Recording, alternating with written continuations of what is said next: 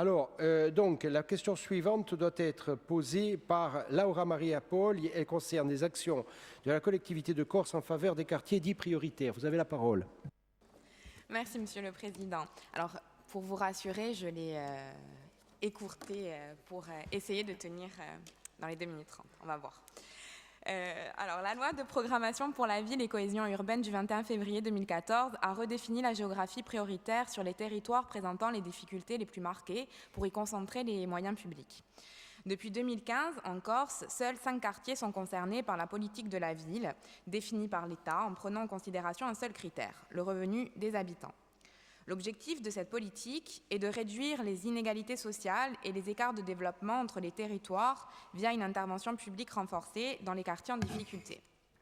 Alors effectivement, la collectivité de Corse n'est certes pas le chef de file de cette politique, qui est pilotée par les intercommunalités et les mairies, mais elle est signataire des contrats de ville qui reposent sur 3 piliers. Le développement de l'activité économique et de l'emploi, la cohésion sociale et l'amélioration du cadre de vie des habitants et des quartiers.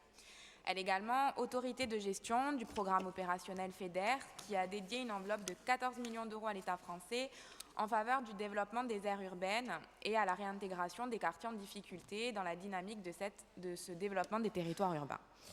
Si cette politique, c'est vrai, a des objectifs très ambitieux, nous ne pouvons que regretter que certains quartiers ne soient plus pris en considération depuis 2015, comme par exemple le Val, Digagne ou encore Sandioua, ce qui naturellement a pour conséquence d'engendrer une diminution des aides et des subventions en faveur de ces quartiers, en faveur des populations qui y résident et des associations qui y œuvrent au quotidien.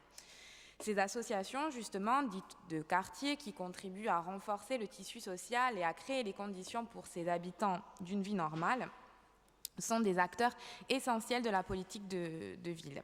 Malheureusement, elles se sentent de plus en plus délaissées par les pouvoirs publics et certaines sont menacées de disparition, comme par exemple l'Association des Jardins de l'Empereur, qui depuis 23 ans œuvre pour le bien-être et la prise en charge d'enfants et qui a appris par les services de la préfecture de Corse au mois de juillet dernier qu'elle ne recevra plus de subventions de la part de l'État.